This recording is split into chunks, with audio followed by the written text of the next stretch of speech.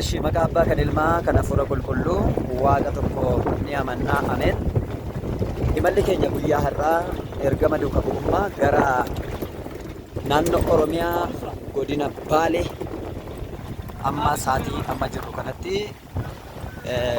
godina Baalee gobbaarra kaane gara Dalloo Mannaa kan jedhamtu gara Bataskaanaa Arseemaatti tajaajila afuuraa gochuuf imalaati jirra.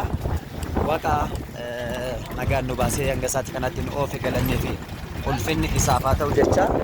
Egaan akkuma beekamu amma godina Baalee keessatti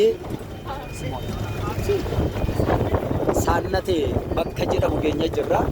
Egaan akkuma beektan bakka kanatti barahaa malee dhagaa malee wanti tokko hin mul'atu. Naannoon kun naannoo Oromiyaati. Baga geessanii baga argitan isinillee Oromiyaa badhaatee Oromiyaa bareedduu baga argitan isiniin jechuu jaallanna. Egaa nutis imala keenya haala kanaatiin Dalloo Mannaa gara jedhamutti imalaatii jirra. Guyyaan har'aa guyyaa 12 ji'a torbaffaa bara 2017 imala keenya taasifnee jirra. Waaqa nu gargaare galannii fi ulfinni isaaf haa ta'u.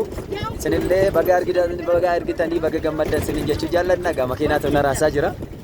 በዛሬው ዕለት መጋቢት 12 ቀን 2017 ዓመተ ምህረት ሐዋርያዊ ተልእኮ ጉዟችን ወደ ደሎ መና ወደምትባለው ስፍራ በባሌ ሀገረ ስብከት ስር በምትገኘው ደሎ መና ቅድስት አርሴማ ቤተክርስቲያን ጉዞ መንፈሳዊ ጉዟችንን ቀጥለናል። እግዚአብሔር አምላካችን ስለረዳን ክብርና ምስጋና ለስሙ አጠራሩ ይሁን። እነሆ ኦሮሚያ ክልል ምን እንደምትመስለው እንድትመለከቱ ይህን ቪዲዮ ሰራሁላችሁ። እንኳን አደረሳችሁ፣ እንኳን አደረሰን፣ እንኳን አያችሁ፣ እንኳን አየን ማለት እፈልጋለሁ። እንግዲህ ኦሮሚያ በእንደዚህ ሁኔታ ያማረች